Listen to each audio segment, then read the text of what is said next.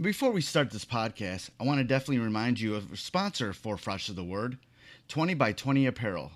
Founded in 2015, 20 by 20 Apparel brings original tributes to pro wrestling's classic arenas, moments, and events. They look to spotlight the bloopers, bleeps, and body slams along with the biggest, smallest, strangest, and strongest. In the world of wrestling where there's hundreds of shirts, promotions, flyers, social media accounts, and ads, don't get lost in the sea of parody shirts and display fonts. They can provide professional graphic design services at a reasonable price. 20 by 20 also hand screen prints all the tees in-house. So if you'd like to discuss a possible run of tees, posters, koozies, foam fingers, or even Zubaz, then drop them a line at 20by20apparel.com. That's the number 20x, the number 20apparel.com. And also check out their enamel pin line. It's super cool. Fresh is the word. I'm Jim Duggan, got long wood for plenty hoes. I keep it fresher than fresh, but you already know. You suckers bummy, I'm money, I got a ton of flows. My weed loud like a motherfucking thunder roll. Your shit quiet like you ballin' on a budget though. We see your kicks and we laugh and yellin' what it goes. You see me shining like a suit on puffy. You know my grindin' shit is too strong, buddy. That's why the dude call money. I be stuntin' like it's nothing at all. Cause it's nothing to me, it's probably something to y'all. Trying to smoke like me, then come and fuck with your dog. Got a closet full of kicks, you can't cop it tomorrow. And I'm fresher than the freshest, you can tell it's in my essence. Bitch, you see the way I'm rapping, yes I do this shit to death. I tell I'm running out of breath, I tell somebody cut a check. But either way you know it's fresh, and either way you know it's fresh. Fresh, we fresh. Fresh, fresh, fresh, goddammit, we fresh. Fresh, fresh, goddammit, we so damn fresh. Hey, welcome to the Fresh is the Word podcast. I'm your host, Kelly K. Fresh Frazier, and this is episode 184. And my guest for this episode is Stephanie Phillips, who is a comic book writer living in Buffalo, New York, who has worked with an array of comic book companies such as Image, Dark Horse, Aftershock, Black Mask Studios, Omnibus Press, and many more. Her recent titles include Kicking Ice for Omnibus Press, Descendant for Aftershock Comics, and Devil Within for Black Mask Studios. And she is currently writing Butcher of Paris for Dark Horse Comics, which the first issue is slated for a December 1st release. Aside from comics, Stephanie is a professor of technical writing at the University of Buffalo and completing her PhD in rhetoric and writing. During our interview, Stephanie shared with us the story behind the making of Kicking Ice, Descendant, and Devil Within, along with the fundamentals of a writing and collaboration process, and we also talked about the basics of technical writing and what it takes to break into that avenue of work. So without further ado, let's get on to this interview with Stephanie Phillips. I saw that you were getting your hair did earlier on today. I like the purple color. Thanks. Yeah, it was purple for a really long time, like years, and then I bleached it when I got to Buffalo and finally grew it out enough to just get rid of the blonde. When at Motor City Comic Con, I did pick up all the issues of your book Devil Within, and really enjoyed it. And then I just picked up the first issue of Descendant from my local comic store. I was actually just reading it just before this, just before we started here. And the first issue was great. So let's talk about some of the things that you've been working on. You have a few comics out. So let's first talk with Devil Within. You know, what was sort of your idea going into writing that? So the idea was really to kind of do two things. The surface level story is a possession that takes place in the Philippines, kind of filtered through the view of Sam, who is an American living over in the Philippines. And the story actually came from one of my best friends and sparring partners. Her and her wife are from the Philippines, and this kind of started with one day she was like, "Did I ever tell you about the time my girlfriend was possessed?" And I was like, "No, I don't think you did. So please elaborate." And then through her, I learned a lot about just kind of the way that her and her family view possession and death, which I thought was a really interesting perspective that at least I don't share or haven't really been open to the idea of like ghosts and things like that, beyond wishing the Stay Puft Man would like kind of come down the street, which would be awesome. I don't know that I really believe in that kind of stuff. So on the surface, it's a horror story, it's a possession story, but really I wanted to do something a little bit more like nuanced with the relationship between the two main characters, who have a very unhealthy relationship, which it doesn't help things any when one of them is presumably possessed. So that's kind of the jumping off point for that story. When you hear this story from your friend and you learn more about it, you know, about how they perceive possession and whatnot, you know, what sort of, did you go through any, you know, do any other research into it, go down any rabbit holes to find out more information? How did you sort of try to make this as authentic as possible while, you know, also bringing in some things that you might already know about? Right. I did a little bit of research just in terms of like really interesting stuff like news articles. So at some point, like I found a news article that was like a school was closed down because too many kids were possessed. So they had like a possession day, which I'm from Florida and we have a lot of hurricane days. And now I live in Buffalo and there are snow days, but I've never had a possession day. And I'm a little jealous. So next time school gets shut down for possession, I will be there to celebrate possession day. But I don't think that's something that in the U.S. we really, I don't know, I just can't imagine anything in the U.S. being like, nope, too many ghosts, can't go to school today. Like that's, I don't mean to seem insensitive to what anybody else believes, because I mean, certainly there are people in the U.S. as well and all over the world that firmly believe in that kind of thing. And I don't know, maybe I'm a little jealous that I don't believe in it because it seems kind of interesting. But I also didn't want the story to be about being Filipino. So, you know, the main character is American, because I couldn't write a story about what it's like to be Filipino and really believe in those kinds of things. So the story is really more about the relationship, and the setting is something that's out of place for our American main character. Like it's, you know, living away from anything you know and recognize is always tough.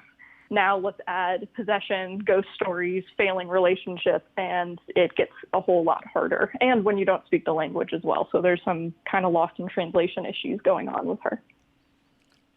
What's sort of the, you know, in the simplest terms, what is possession in regards to the Filipino people? Like, what constitutes that to where a school can get closed down? So her explanation of it was, because I asked something very similar. I was like, so how do you know that she was possessed? Like, what were these telling signs?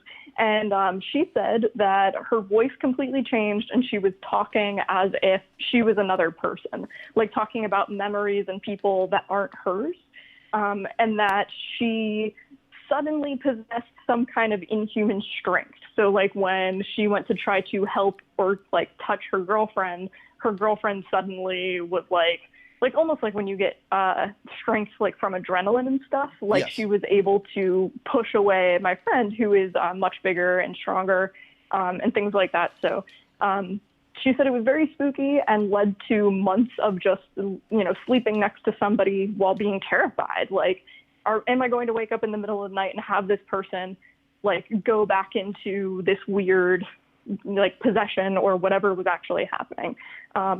So, I mean, again, I think that the main thing, while a possession is interesting, the main concept I really wanted to explore is what is it like sleeping next to somebody and being terrified of them every night? And so that brings into it, in a much more subtle way, I think a lot of issues with abuse. And so I do not believe that the two characters in this relationship have a healthy relationship. It's very emotionally toxic, and it's formed through the guise of possession. Okay, yeah, that's what I was going to kind of ask you next, like kind of expand on like the parallels of like this idea of possession and how it sort of parallels with things that maybe we understand more, it's maybe more normal to our status quo here in America, you know. And you talked about just, toxic relationships and abusive relationships, kind of expand more on like the parallels that maybe, our side of the world would understand.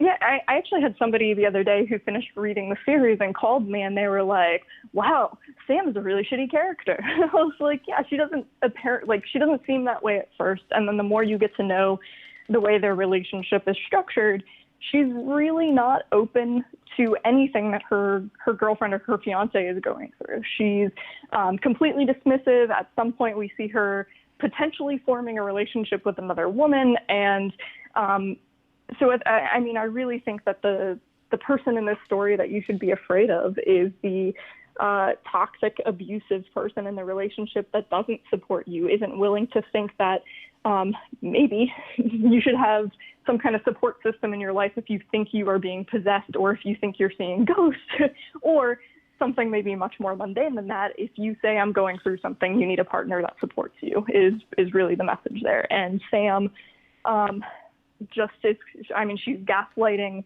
she's gaslighting Michelle throughout the book. She doesn't want to see that Michelle is struggling with something. And while that something might be potentially a ghost, I think that message just kind of rings true for anything you could be going through, however big or small. So Sam is, I don't want to spoil all this, but it's been out for a while. So Sam is really, I think the monster of the series and not the possession element. In regards to the artwork for Devil Within, what was what did you want your artist to convey in regards to the story that was being told? Yeah, I really wanted every panel to be creepy and have something going on that was like aesthetically horrific. And Man is just the perfect artist for that. The shadows that he uses are just really unique and cool. So even when it's just two characters talking, I feel like the panel is still really dynamic and still conveys that we're in the midst of something horrific going on. And Man is just an incredible artist. And I feel like he's going to become probably the best artist, really well known for his horror work. And I know he's working on some other stuff now that I'm sure is going to be just as gorgeous. Now, going on to another one of your titles, Descendant, what was the story behind, your inspiration behind this story? So my dad and I read books together a lot and have for a long time. Either he'll finish one and give it to me, or we'll read something simultaneously. And a long time ago, we had been reading a lot of stuff about Charles Lindbergh. And in the ransom notes that were left for the Lindbergh family, there are this weird, circular symbol, which you can find on the cover of the book, and also just throughout Descendant, that symbol is kind of all over, and it doesn't go away. That symbol is actually the symbol that was found on the ransom letters, and nobody really knows what it is or what it stands for. So my dad and I used to play around with, theories, what could this symbol mean? And so that kind of became that really was how the entire series started, which is let me structure a conspiracy theory around the symbol that nobody has ever really parsed out or figured out what it's for. And sort of, what did you want to, how, without spoiling anything, how did you sort of want to, play around with that symbol, how many ideas did you kind of have, and what did you want to play around with it? I knew I wanted to connect it to other events in American history. So I really wanted this to be, my master's degree, I really focused on early American literature as well as my undergrad degree. And I just find some of American history really fascinating, but also really, really dark. So I wanted to do a lot with the literature of, early American time periods, as well as some of the history. And Charles Lindbergh is not a good dude. He's got a lot of, some stuff that I think is brushed under the rug because we present this kind of face of the American hero who did something that we find patriotic and heroic and adventurous. But he was also an advocate for eugenics and spent a lot of time overseas with Nazis, and was not really the American hero that I think a lot of these publicists really wanted to portray him as. So kind of diving into Lindbergh history and developing from the real history of Lindbergh and who he was, and also just kind of exploring a lot of the conspiracy theories around him and his family, his missing child, and then also just other events in American history that haven't been solved, and just kind of building bridges between those, which is kind of fun. It's like putting together a puzzle that I don't know what the finished product is to look like. What was sort of like when you're reading all this type of different stuff, all these years with your dad, and what kind of things kind of go through your head? What kind of does to your psyche? What sort of things do you learn throughout the way about life? That I'm a weirdo. I always go back to my bookshelf, or multiple bookshelves. I love books and I collect them. My dad is a book collector. Usually every year on my birthday, we go to an antique book fair together. So we have a lot of old books and historical documents, and like my dad has a Bible that was shot during the Civil War. So there's actually a bullet stuck in the Bible. Wow. Which is pretty cool. Yeah. We have some weird stuff in our family, and it's always just kind of interesting to go back and pull from it. So issue 3 of Descendant features a sermon from a Puritan minister. And I actually had to go develop what does this sermon sound like. And lucky enough, I'm a weirdo and I have books of Puritan sermons. So I don't know who has this or why I have this or what this says about me, but it's probably nothing good. So, but I was able to kind of take those and pull together elements from these other sermons so that my Puritan minister, everything he says is, pretty authentic, straight from actual documents of the time period. And a lot of that language, I think, is dead. So when I kind of read those lines through his mouth, I definitely hear and feel like I'm transported to Salem or Massachusetts, something like that. So, but that's a lot of fun for me. I like playing with historical documents, and I like exploring different time periods.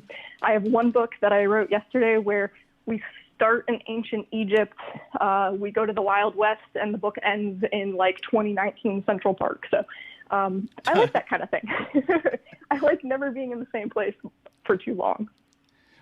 Well, I guess if I ever run into something where I'm like, this is weird, maybe I should ask you, and maybe you have a book about it. I probably do, which is, I think, where a lot of the ideas and things like that come from. I read every day. It's kind of built into my schedule every day. And if I ever kind of need inspiration or things like that, I just start pulling books off of the bookshelf. And it's a little I just want to, I guess, live in a library would be kind of cool. So currently looking for libraries to live in. Does it make writing easier that you read so much, that you have so many different weird things kind of in your just in your vault of your mind, does it make coming up with things a little bit easier? I don't know that it ever makes generating ideas easier. That's the part that, if we could nail down what creativity actually is, we'd probably all be rich and famous. But I do think, because I teach writing and technical writing as well at the University of Buffalo, and it's something that I can't enforce to my students enough, which is if you want to write well, you have to read. It just, I don't know, I feel like sometimes it's like osmosis. The more you read, a lot of that actually seeps into how we think about writing. And maybe not so much an idea, but the mechanics themselves really come from how much we read and spend with other people's writing. So I do feel like that's pretty important for a writer. When seeing the description of Descendant on your website, it's listed as, you have it described as National Treasure meets X-Files in this adventure comedy. How important was it to add humor to this story? Well, I think David, the main character, that's a part of who he is. He's just kind of a goofy person, which allows him to be really open to things like conspiracy theories and not being a fully functional adult, which earlier today I was just complaining to someone that I feel like I am a terrible adult. Like, I will sit and do my work all day long and read books and play video games or whatever else I'm doing, and then I will not do the dishes for like a month. So, Oh, dude. like the scene. Me too. I'm right there with you. I gotta be told, my friends have to like literally like tell me, have you cleaned your have you done the dishes? Have you cleaned your bathroom? You know, and I'm like, yeah. It's been a few weeks. It doesn't look bad. Yeah. Oh, come on. I mean, look, my cats are happy, so I feel like it can't be that bad. But I feel like sometimes the scene of like Andy and April in Parks and Rec, where they're just eating off of Frisbees and sharing one fork between them, I've gotten pretty close to that. I've eaten out of like measuring cups and things like that. So Yeah. I'm not the best adult, and I honestly feel like David is a pretty fair representation of me sometimes. I mean, I'm not a conspiracy theorist. I find it interesting and I read about it, but I really just enjoy that David is somebody that is enjoying his life. And somebody said it the other day, and I know it's a quote from somebody in comics, but this idea that if you haven't grown up by 50, you don't have to. And I like that there's a number. Like, if I just make it to 50 as a, like, not fully functioning adult, then I'm good. Like, I've done it. So I like that measure. But I think David really kind of lives up to that. He's not going to grow up. And as we start to introduce the actual Descendant character, who is a child, it's really, really fun to write David with a child, because David is very much like a child. So to have them kind of form a relationship is, I honestly think, the most fun part of writing that book. It's interesting that you have a character like David, who is this, conspiracy theorist guy, but he's also enjoying his life. Usually those characters are miserable people. Yeah, and actually David did start off as a miserable character, because, I do have his ex-wife as a character in the book as well. Yeah. And it started off, the initial iteration of David was a pretty miserable person that worked like a 9-to-5 desk job, and he had just gone through a divorce and all this stuff. But it just seemed kind of static. And then David just started getting a little bit more dynamic as I was writing him. And I was like, I think I misthought who this character was, and kind of went back and started playing with his character. And it made him a lot more fun. And I think it made it a lot more believable as well to jump into David's world, which is often filled with conspiracy theories and weird things like that. You have another title called Kickin' Ice. Talk about that. It is an all-ages graphic novel about girls playing ice hockey, and we did that in kind of like in sponsorship with the National Women's Hockey League. So that one was a lot of fun to write. I have never written a kid's book before, so it was actually really tough. Sometimes I would show things to my dad, and my dad was like, okay, you may have said that as a child, but other children probably shouldn't say that. I was like, oh, okay. let me rethink that a bit. But that was a lot of fun, and I think that one has been rewarding in a really different way. Like I just got a few days ago, like a drawing a little girl sent me of like girls playing ice hockey and stuff like that. So my fridge now has some pretty cool artwork on it, and meeting girls that have really enjoyed kicking ice has also been really, really cool. How important is it to have books like this where even on the cover you have little girls, different different races, like playing a sport like hockey that generally isn't a girl's sport, How important is it to have something out there that can represent like girls like that? Yeah, I mean, growing up, because I played roller hockey growing up and then switched to ice when I was a teenager, and I know somebody asked me something the other day about like, oh, how do you find enough girls to play on a hockey team? And I was like, no, I was the only girl. there were no other girls in the league. So when the National Women's Hockey League first started, I was living in Florida, but I paid to go fly out to one of the first games in Boston because it felt like such a huge moment for something that I loved. And I know that I don't have the chance to play on those teams, and I'm definitely past having that be an option. But for some of these other girls, like the kid that drew me this really cool picture that's on my fridge, I really hope she gets drafted to the NWHL. I hope she keeps playing, and that's a viable option for her as a career down the road, which it wasn't for me. So, I mean, it's something that like gives me chills, and I will get like worked up over and super emotional because it's just really cool, and I think that's really the only way I could put it. With books, specifically like Kicking Ice and Devil Within, how important is it, as a woman writing these books, to have an authentic view on, how a woman can feel and how a woman can act in comic books and graphic novels?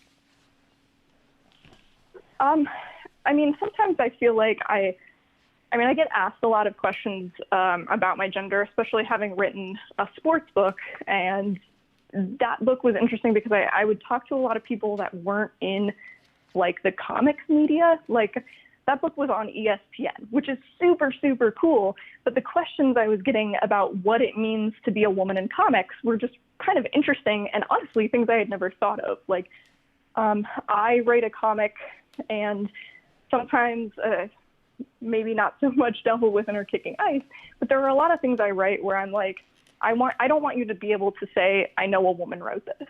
I am just writing, a time travel story or this historical fiction piece from my perspective. And I guess, yes, I identify as a woman, so that's part of the perspective you're going to get. But like the book that I have coming out in winter is all men. I'm trying to even think if there is a woman that appears in the book. It's based on a true story. It's complete historical fiction. It's incredibly dark. There is a serial killer, and a lot of this dialogue and stuff like that is stuff that came from historical documents. So sometimes it is literally these characters that are speaking to the reader and not me. And I think that that's really interesting when I got asked about that. And I was like, I don't know that my perspective as a woman lends me anything to write about a serial killer. I hope not. I mean, I know I'm weird, but hopefully not that weird. So, it's an interesting thing to think about, and it's something that I think the field is trying to think about more, which is the different kinds of diverse voices that we are now opening the comics industry to, and I think that's great. And because of that, I got to write something like Kicking Ice, which for me was a real dream project to combine two things that mean a lot to me, writing in comics and then also working with the National Women's Hockey League. How important is it, what sort of processes do you go through when writing to really make sure that the voices of these characters are really sort of, saying something impactful, like that you really can make sure that the readers will get something out of it? So, I mean, I guess there is a little bit of me in a lot of pretty much everything I'm writing. The book that we are soon to announce that has a serial killer in it, it features a lot of Jewish characters from 1940s.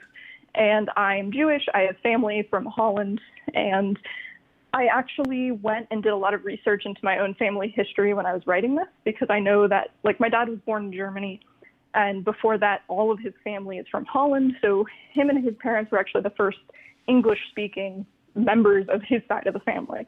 And so I actually started going and doing a lot of digging and asking my grandmother to, send me documents and photos. And it just kind of opened me to, like, what my family was doing around the time that I was kind of writing in this time period. And it became a lot more impactful for me. So if somebody else gets something out of the story, that's great. But I mean, to be perfectly honest, I wrote it for me. It's something that I really wanted to do and explore. And I hope other people end up digging it too. Was there anything, really amazing that you found out when, researching your family past? Well, actually, so this is like very specific to my family, but my grandfather, when he was stationed on an airfield in Germany, decided to take up photography, which I was like, that's super cool. I actually went to school on a scholarship because I did photography and worked in dark rooms. And I but like I asked my grandmother for some of the pictures and things like that, and it was just really cool to kind of see not just other people's pictures that I'm finding on Google image searches, but my own grandfather's like time in the military and living in Germany. These are his pictures. This is his view of the world at this time. And I think that's really cool. And it's one of the reasons, I fell in love with photography as a medium in the first place. So to have those pictures was really cool. Yeah, through those pictures, because a good photographer can really tell a story about a moment in time.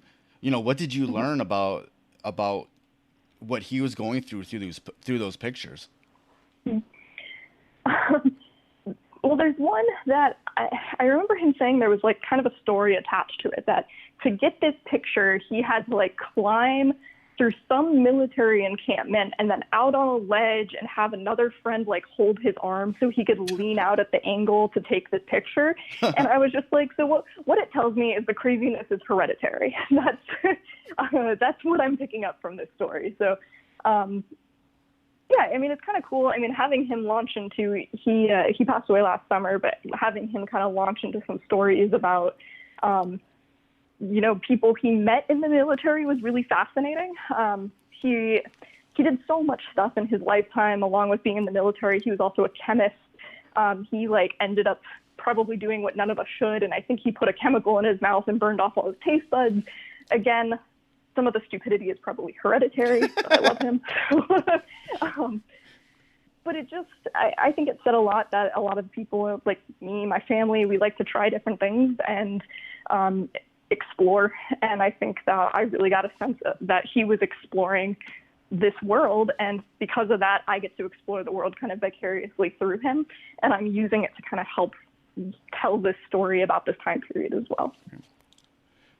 One of the things I was talking to you about at the Motor City Comic Con was that was your background in technical writing, because that was something I'm trying to get out of my dead end job right now, and I have vast experience in music writing, various publications, and recently somebody had contacted me via LinkedIn, and nothing ever happened with this job, but it was about a tech writing job, and they just happened to sort of rewrite my resume to highlight my technical writing more so than my current, or my music journalism writing experience more so than my tech support job that I have right now. So I was like, oh, okay, maybe this is my way out of my my dead end job right now. So what, and what I asked you kind of at the Comic-Con, and I think it would be a good thing to ask right now, is sort of what is the parallels that you see with creative writing in comparison to, tech writing? I know sometimes tech writing can be kind of boring because you're trying to write about a stupid process or a mug or something. I don't know, something very mundane, but what sort of the parallels that you see? So my specialty is actually visual communication. My PhD, my dissertation, I do mostly visual communication work. So when I work a lot with engineers. So, the best, the most broken down analogy I could give is, wouldn't you rather look at pictures or, if you're reading instructions, I guess here's a better example. I give them instructions for origami. Half the class will get instructions that have just words, half the class will have just pictures, and usually the people with pictures will be able to make the origami, whatever we're making. People with just words pretty much all fail. And then I have instructions that combine the two. So words with the pictures are far more instructive and clear than just one or just the other. Right. So visuals can have such a huge impact on how we convey information to each other, that working now in a visual field. And again, like I said, I went to school on an art scholarship because I did photography. I've always been drawn to visual communication and how impactful just a visual can be on its own. So getting to actually work in this field is super cool.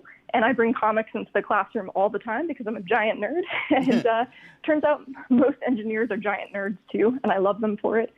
So, having people like last semester I had Dave Johnson talk to my class about putting together cover art and how you think about a message that cover art is conveying to a reader. And then I had students, they were making flyers and visuals and things like that. So thinking through the creative process and thinking through the message of the content is really applicable in both fields. And this is something, because I'm kind of coming from it I'm working at like a dead end job where I feel like a lot of the corporate culture is really short sighted.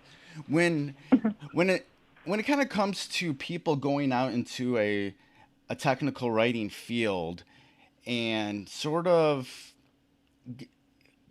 facing those obstacles with their company in how to sort of convey a process or a policy or something technical, what's your sort of advice about how to sort of get through those obstacles in regards to really facilitating, finding out what the best way to write a certain process is?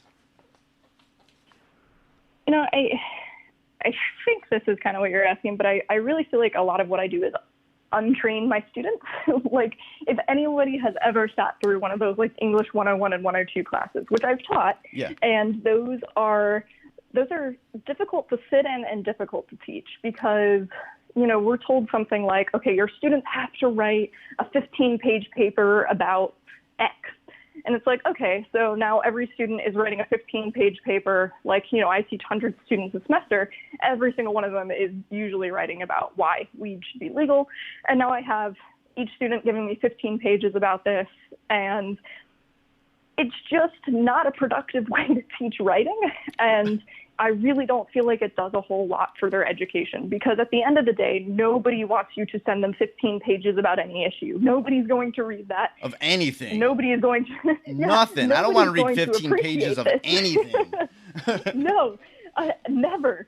It's really counterproductive to tell students that you have to do this. And, I've been there where you get to page 4 and you're like, shit, I have to write 15 pages. I guess I'm going to make the font bigger and then try to shorten the margins enough so that the teacher won't notice, and then write another paragraph that just reiterates the same thing I've already said. And now it's just a whole 15 pages of fluff that I have to read and grade and give serious critical thought to, when I know that they didn't give critical thought to writing it, because how can you? So really what I feel like most of my job is re-teaching them to think about writing in a different concept. At the end of the day, it has to convey information, and our attention spans are getting shorter and shorter, literally by the hour, I feel like. And I'm guilty. I have a very short attention span. I have ADD, and I want things very fast, and I want to know things, and that's why Twitter is fun, because, or it used to be 140 characters of short content and visuals and stimulation. So having students really think about shortening, getting things to be as brief as possible while still giving the same impact is actually, it would probably give more impact to be able to say those 15 pages condensed to at most a paragraph. And that's a lot of what I feel like I do with them, is just tell them it's okay, to not have the fluff of 15 pages. I like concise. Concise is good. So, I feel like that's a lot of my job, and that's a lot of what I try to convey to them as engineers, and how they can talk to their bosses or clients and things like that as well.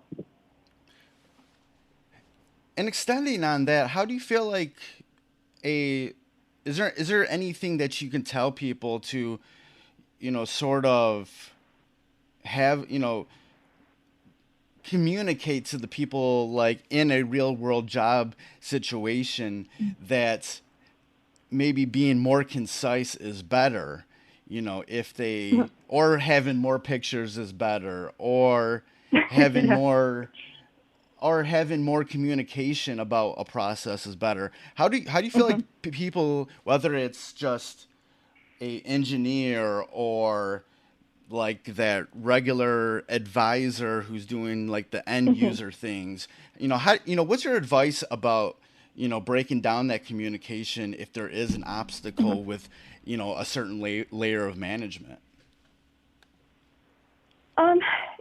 Yeah, I mean, I think so. The reason I think technical writers really exist, I worked as a tech writer, not just in a classroom, but I worked for a long time, an epidemiology center. And my job was to go between the computer engineers and the biologists, because they were doing studies about diabetes in children. And so the biologists were clearly speaking a language that biologists speak. Like, unless you've taken a lot of biology classes, that's its own language. Like, they're saying words and they're going to the computer engineers and they're talking in their language. And if you've ever met a computer engineer, you know they have their own language. So you essentially have two groups of people that are speaking two wildly different sets of language, because that's how we train specialties. And so my job was to learn both languages and kind of go back and forth and say, when the computer engineers say X, this is really what they mean. And so it's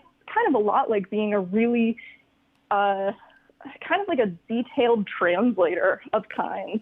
And I don't know if you've seen the show on HBO, Chernobyl, yet, but it's fascinating and amazing, and now it is a really good analogy for why we need tech writers, because when scientific information breaks down and fails, and when it's not accurately communicated to the public, you have huge disasters. The Challenger explosion is another one that we talk about in my class, which is, when information is not communicated properly, there are actual serious consequences. And NASA is actually now a huge component or proponent of hiring tech writers, and they have an entire division of tech writers, which is always fascinating, and I would love to do that. Like, I would actually just be okay being like the coffee person at NASA. So if you're NASA, please hire me. I don't care. I'm ready to go to space. Nice. When that kind of reminds, like, I'm thinking about something when you're talking about like NASA and Chernobyl and everything, is that I feel like in our culture now, we have a lot of just people that are in power who make the decisions, and we look at them, a lot of times we just look at them as being out of touch, whether it's our government, whether it's people, a lot of people in corporations or whatnot. And, what do you feel is like how the importance is to have a job like a tech writer, somebody who's like that middleman, someone who is that translator, just in sort of everyday life? What doesn't matter what sort of industry it is. How do you feel like, how important is that? Yeah, I mean, especially with a lot of what we're seeing with discussions about climate change, there are some parodies of it. You can go look up. There's a really funny video of John Oliver being like, you don't get to make a decision about climate change if you're not a scientist, et cetera, et cetera. And like, he's right, but also, one of the things we talk about in tech writing is that there's something called matters of fact versus matters of concern. And scientists are very clearly talking about matters of fact. And I think a good example is, like, I'm from Florida, and I don't know how much history or like interest you have in this super weird thing where they're releasing genetically modified mosquitoes in the Florida Keys. So there's an invasive species of mosquito that has moved into the Keys and is spreading viruses that don't have a cure for them.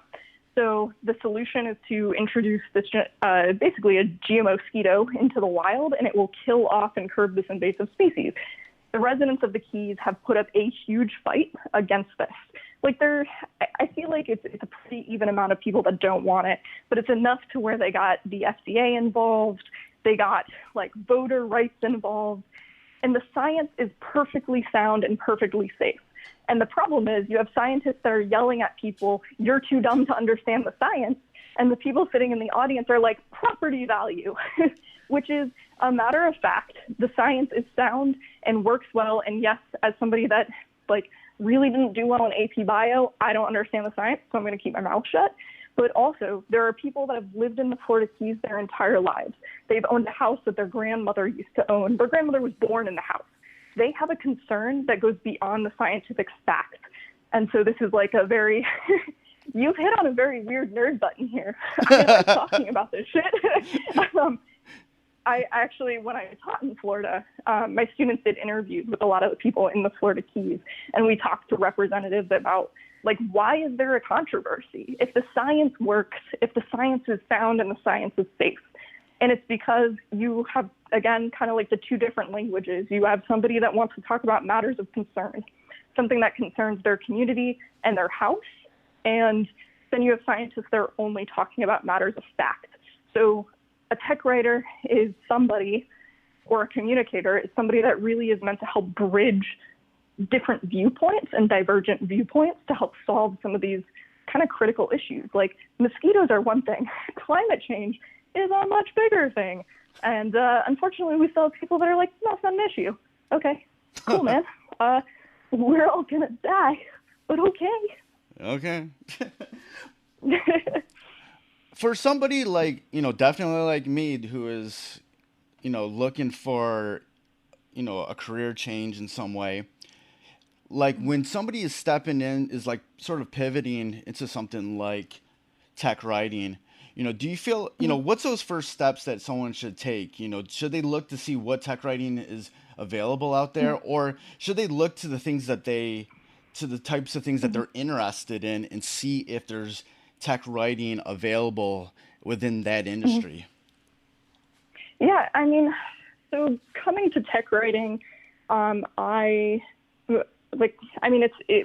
PhD is in professional and technical communication, so I don't really know a lot of the avenues into this field. I did, like when I first took the job at the epidemiology center, I felt very out of my depth. I was like, I don't know what is expected of me. I hated AP Bio. Why am I here? And by the end of it, like, I had learned to code, and I had learned like weird, crazy, cool shit about like what science can actually do for children with diabetes. And like, it was kind of like watching magic unfold. And I was a very small part of something very big and very interesting. But coming to that, I do think it really helped because I also have I have a certificate in professional and technical communication also, which it's not like a fully formed graduate degree. And a lot of schools now offer this in like English departments or communication programs where you can go and essentially take like, let's say 4 core classes on what is tech writing and the different areas of technical communication. And then you get this like fancy certificate that I guess entitles you to write fancy words at cool places like epidemiology centers. So that helped me a lot because I felt really out of my depth, and I got to talk to other people that really understood the field and gave me new ways of approaching communication studies that I didn't previously have.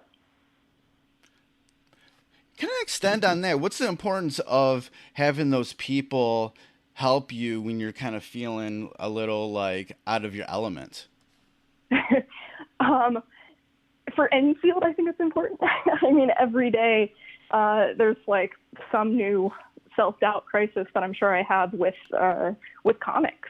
I mean, I've read comics my entire life, but I've never written a time travel story, and now I'm doing that. Or even with the historical fiction one I was talking about that comes out in the fall, that one worried me because I did so much historical work. Like, I translated documents that I got from an archive in France, and like I spent probably a good 8 months doing nothing but archival research in order to write this book.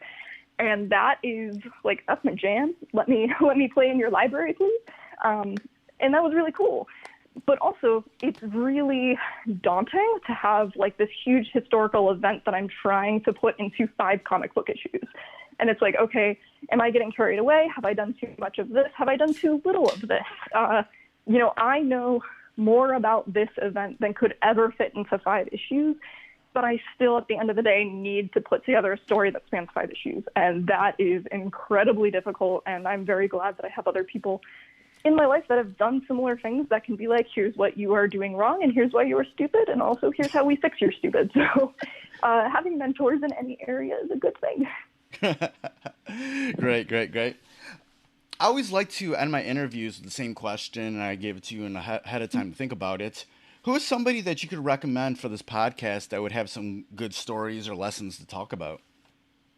Okay. So you asked me this yesterday, and then immediately after Elliot Rahal sent me a preview issue of his book Midnight Vista, which is coming out from Aftershock, and it's about an alien abduction. And first, Elliot is just one of the most interesting people ever, and I love talking with Elliot. Second, he's a really kick-ass writer. He did Hot Lunch Special from Aftershock. He's worked with Valiant, and I can now tell you that Midnight Vista is crazy awesome. So definitely Elliot Rahal is super cool, has great stories, and tells great stories. Awesome. Great suggestion. Before we get out of here, where can people get more information about you? Where can they follow you online and about all the stuff that you'll be working on or have out already? Yeah, so Twitter is probably the best place. I'm at Steph_Smash. So that was my interview with Stephanie Phillips. More information about all her comics and links to follow her will be in the show notes for this episode at freshasthepodcast.com. And before we get out of here, just want to remind you of a few things. I have 2 new podcasts premiering real soon.